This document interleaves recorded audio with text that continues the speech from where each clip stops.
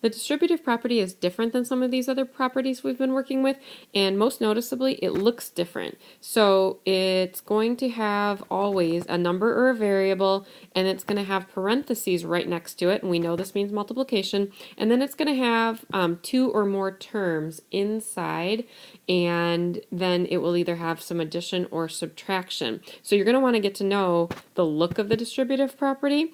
And then it's called the distributive property because we distribute whatever the number on the outside is of the parentheses by the terms inside by multiplying, because A times the parentheses means that we can multiply A times B. And then we can also multiply A times C, or we would have to multiply, I should say, in this case. And then we would add those two terms together. So A times B is the same thing as AB, and A times C is the same thing as AC. And we can't combine those because they're not the same. So that would be our kind of simplified expression in this case.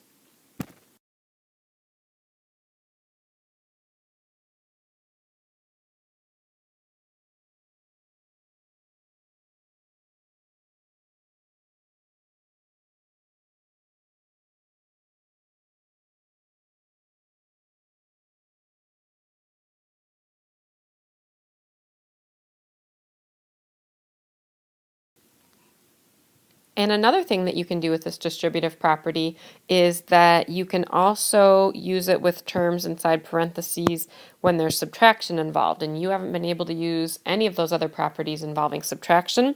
And it only works in this type of a situation where you have, again, that number or variable outside the parentheses and then one or more terms inside the parentheses that are being subtracted, but it would work the same as it did in the last example where you would multiply the A times the B, that's the first term there, and you would also multiply A times C, the second term, but instead of adding those two terms together, you would subtract them because that's what you have going on up here. So you would have A times B, which is AB, minus A times C, which is AC, and that would be your final version of this expression. And these expressions would be considered equivalent. And you're going to see how it works with real numbers here in just a second. For example 1, they're asking us to use mental math, which normally that means we do it in our head. But because we're just getting used to using the distributive property, we're going to use that and some mental math to find a problem like 8 times 53, and we're going to show it on paper for a little while, and then eventually you'll be able to do this in your head.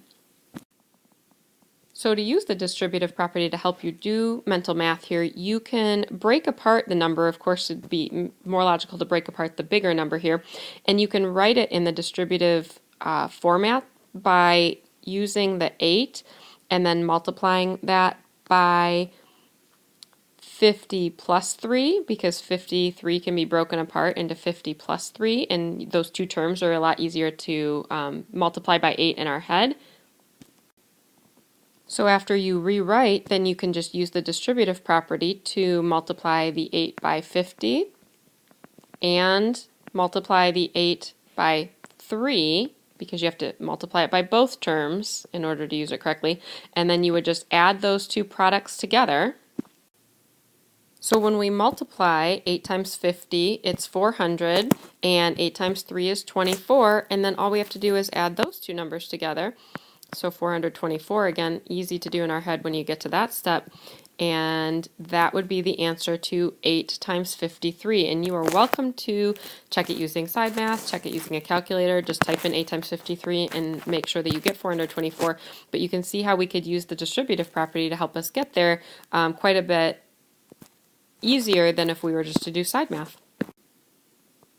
And just to continue, I wanted to make sure that you remembered that you can use subtraction with the distributive property. Again, it doesn't work with all subtraction problems, but if you're going to use this format where you take the 9 and then you multiply it by something in parentheses here to fit that format, then you can actually make the 19 into a subtraction problem if it makes it easier by making it 20 minus 1, because 20 minus 1 equals 19. And so in this case, you would still use the distributive property by multiplying the 9 by the first term, 9 times 20, and then you would multiply it by the second term, 9 times 1, just like we did earlier. But the key here would be that instead of adding those two products together, you would subtract those two products. So 9 times 20 would be 180, because 9 times 2 is 18, and then you put the 0 on. And then, of course, 9 times 1 is just 9, and then you would subtract those two, and then you would get 171, which again, I would encourage you to check the side math on that.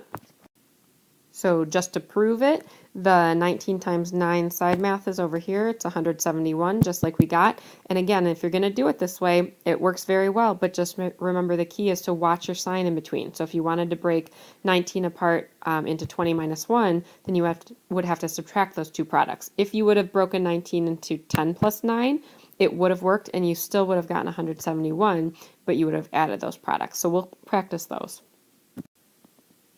The distributive property can also work well if you wanted to multiply fractions by a mixed number, and you would kind of do it the same way. So you would start with your 1/2 on the outside of the parentheses, and then you can actually rewrite the 2 3/4 into the whole number version of 2 plus the fraction part of it, which is the 3/4. Then you would distribute the 1/2 by multiplying it by each of the terms in there. So 1/2 times 2, and then 1/2 times 3/4, and we'll talk about that. And again, we're going to add them together this time.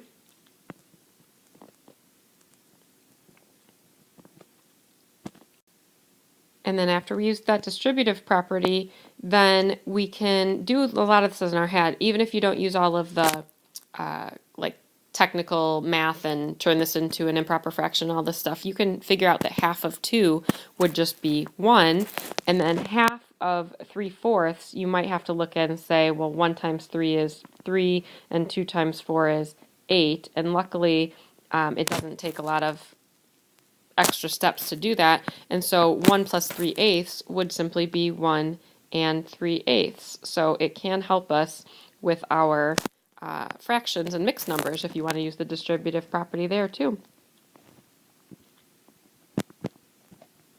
And those are those last couple steps that we just did. Here are a couple of on your own problems, and remember the key here is that you must use the distributive property in order to find the product here. You can't just use the kind of old traditional ways that we were doing side math or fraction work.